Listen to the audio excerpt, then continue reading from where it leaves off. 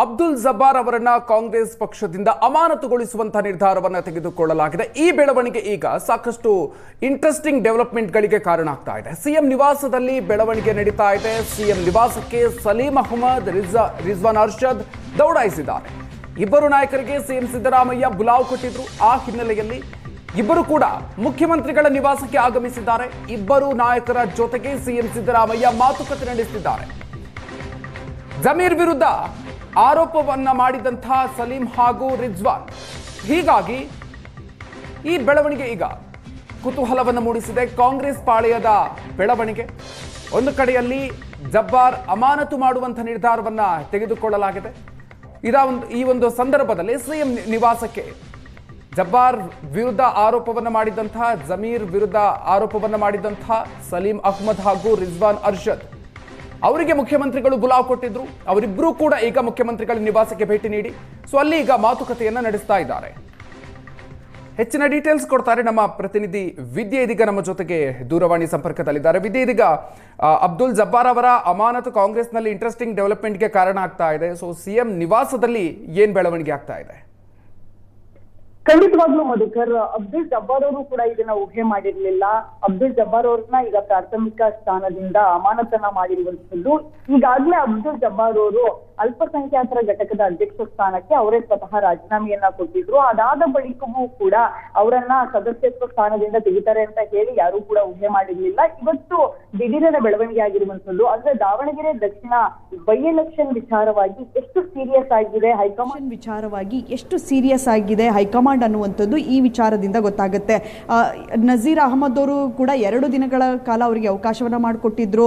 ರಾಜೀನಾಮೆಯನ್ನ ಕೊಡಿ ಅನ್ನುವಂತಹ ಮಾತನ್ನ ಸಿಎಂ ಸಿದ್ದರಾಮಯ್ಯನವರು ಖುದ್ದು ನಸೀರ್ ಅಹಮದ್ಗೆ ಹೇಳಿದ್ರು. ಆದ್ರೂ ಕೂಡ ನಸೀರ್ ಅಹಮದ್ ಅವರು ನಾನು ಯಾಕೆ ಕೊಡಬೇಕು ಅನ್ನುವಂತಹ ನಿಟ್ಟಿನಲ್ಲಿ ಅವರು ಸಿಎಂ ಜೊತೆ ಮಾತುಕತೆಗೆ ಬರುವಂತದ್ದಿರಬಹುದು ಅಥವಾ ಸಿಎಂ ಮನೆಗೆ ಬಂದು ಭೇಟಿಯಾಗುವಂತಹ ಕೆಲಸವನ್ನ ಮಾಡಿರಲಿಲ್ಲ. ಈ ಸಂದರ್ಭದಲ್ಲಿ ಅವರು ಹೆಚ್ಚು ಕಾಯೋದಕ್ಕೂ ಹೋಗಲಿಲ್ಲ. 2 ದಿನ ಕಳೆದು 3 ದಿನ ಆಗುವಷ್ಟರಲ್ಲಿ ಅವರನ್ನ ಆ ಸ್ಥಾನದಿಂದ, ಅಂದ್ರೆ ಸಿಎಂ ರಾಜಕೀಯ ಕಾರ್ಯದರ್ಶಿ ಸ್ಥಾನದಿಂದ ಅಮಾನತನ್ನ ಮಾಡಿದ್ರು. ಇದೆಲ್ಲವನ್ನ ನೋಡ್ತಾ ಇದ್ರೆ ದಾವಣಗೆರೆ ದಕ್ಷಿಣದಲ್ಲಿ ಕಾಂಗ್ರೆಸ್ ಸೋಲನ್ನ ಕಾಣುವಂತಹ ವರದಿಗಳು ಕೂಡ ಬಂದಿದೆ ಅನ್ನುವಂಥದ್ದು ಕೂಡ ಚರ್ಚೆ ಆಗ್ತಾ ಇದೆ. ಈ ಕಾರಣಕ್ಕಾಗಿಯೇ ದಾವಣಗೆರೆ ದಕ್ಷಿಣದಲ್ಲಿ ಯಾರೆಲ್ಲ ಪಕ್ಷ ವಿರೋಧವಾಗಿ ಚಟುವಟಿಕೆಯನ್ನ ನಡೆಸಿದ್ರು, ಪಕ್ಷ ವಿರೋಧವಾಗಿ ಯಾರೆಲ್ಲ ಕಾರ್ಯವನ್ನ ನಿರ್ವಹಿಸಿದ್ರು ಅಲ್ಲಿ ಅನ್ನುವಂತಹ ವರದಿಯನ್ನ ತರಿಸಿಕೊಂಡು ಅವರ ವಿರುದ್ಧ ಕ್ರಮಕ್ಕೆ ಮುಂದಾಗಿರುವಂತದ್ದು. ಅದರಲ್ಲಿ ಮೊದಲಿಗರಾಗಿ ಅಬ್ದುಲ್ ಜಬ್ಬಾರ್ ಅವರಿಗೆ ಒಂದು ಶಾಕ್ ಅನ್ನ ಕೊಟ್ಟಿದ್ರು. ಅದಾದ ಬಳಿಕ ಮತ್ತೊಂದು ಶಾಕ್ ಅಬ್ದುಲ್ ಜಬ್ಬಾರ್ ಅವರಿಗೆ ಕೊಟ್ಟಿರುವಂತದ್ದು. ಈಗ ಆಲ್ರೆಡಿ ನಸೀರ್ ಅಹಮದ್ ಅವ್ರಿಗೂ ಕೂಡ ಅಮಾನತನ ಮಾಡಿರುವಂತದ್ದು ಅಲ್ಪಸಂಖ್ಯಾತರ ನಾಯಕರಿಗೆ ಶಾಕ್ ಆಗಿದೆ. ಅದರ ಜೊತೆಗೆ ಇವತ್ತು ಅಬ್ದುಲ್ ಜಬ್ಬಾರ್ ಅವರು ಏಷ್ಯಾನೆಟ್ ಸುವರ್ಣ ನ್ಯೂಸ್ ಜೊತೆ ಮಾತನಾಡುವಂತ ಸಂದರ್ಭದಲ್ಲಿ ಒಂದು ಮಾತನ್ನ ಹೇಳಿದ್ರು.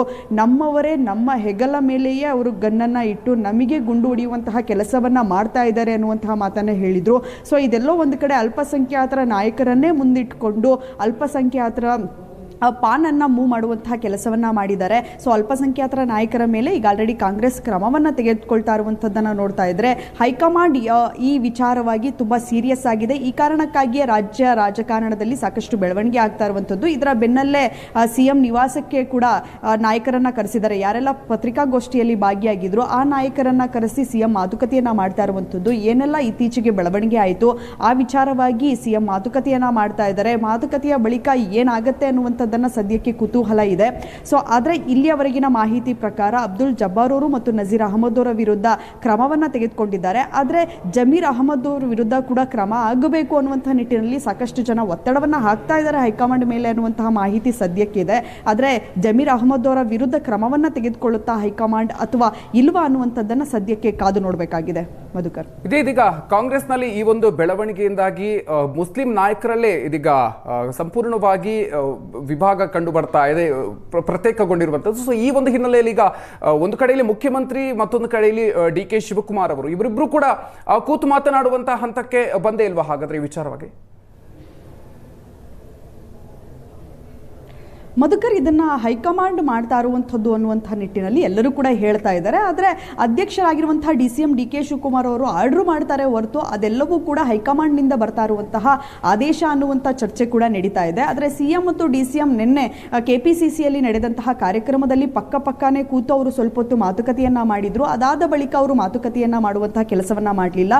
ದೂರವಾಣಿ ಕರೆಯಲ್ಲೂ ಕೂಡ ಮಾತನಾಡಿರುವಂತಹ ಸಾಧ್ಯತೆಗಳಿದೆ. ಆದರೆ ಹೈಕಮಾಂಡ್ ಕೊಟ್ಟಂತಹ ಆದೇಶವನ್ನ ಈಗ ಸದ್ಯಕ್ಕೆ ಅಧ್ಯಕ್ಷರು ಪಾಲಿಸಿದಂತೆ ಕಾಣಿಸ್ತಾ ಇದೆ. ಯಾಕಂದ್ರೆ ರಾಜ್ಯ ರಾಜಕಾರಣದಲ್ಲಿ ಎಲೆಕ್ಷನ್ ಮುಗಿದ ಬಳಿಕವೇ ಕ್ರಮವನ್ನ ತೆಗೆದುಕೊಳ್ತಾ ಇರುವಂಥದ್ದು. ಸದ್ಯಕ್ಕೆ ಇರುವಂತಹ ಮಾಹಿತಿಯ ಪ್ರಕಾರ 2ನೇ ತಾರೀಕು ನಡೆದಂತಹ ಮೀಟಿಂಗ್ನಲ್ಲಿ ನೇರವಾಗಿ ಮುಖಂಡರು ಮತ್ತು ಅಲ್ಲಿದ್ದಂತಹ ಒಂದಷ್ಟು ಕಾಂಗ್ರೆಸ್ ಕಾರ್ಯಕರ್ತರಿಗೆ ನೇರವಾಗಿ ಹೇಳಿದ್ರು, ನಾವು ಎಲೆಕ್ಷನ್ ಮತದಾನ ಮುಗಿದ ನಂತರವೇ ಕ್ರಮವನ್ನ ತೆಗೆದುಕೊಳ್ತೇವೆ. ಯಾರೆಲ್ಲ ಕಾಂಗ್ರೆಸ್ ವಿರುದ್ಧವಾಗಿ ಈ ಕ್ಷೇತ್ರದಲ್ಲಿ ಕೆಲಸವನ್ನ ನಿರ್ವಹಿಸಿದ್ದಾರೆ ಅಂತವರ ವಿರುದ್ಧ ಮುಲಾಜಿಲ್ಲದೆ ನಾವು ಕ್ರಮವನ್ನ ತೆಗೆದುಕೊಳ್ತೀವಿ ಅಂತ ಹೇಳಿ ರಣದೀಪ್ ಸಿಂಗ್ ಸುರ್ಜೇವಾಲಾ ಅವರು ಹೇಳಿದ್ರು ಅನ್ನುವಂತಹ ಮಾಹಿತಿ ಕೂಡ ಸದ್ಯಕ್ಕೆ ಇರುವಂತದ್ದು.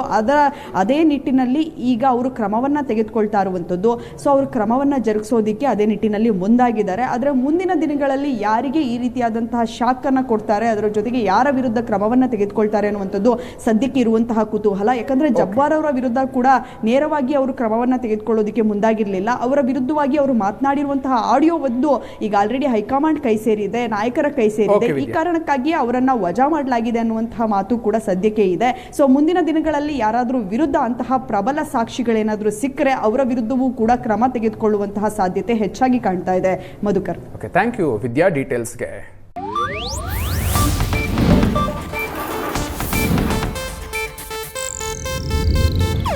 ಇದು ಏಷ್ಯಾನೆಟ್ ನ್ಯೂಸ್ ನೆಟ್ವರ್ಕ್ ಪ್ರಸ್ತುತಿ.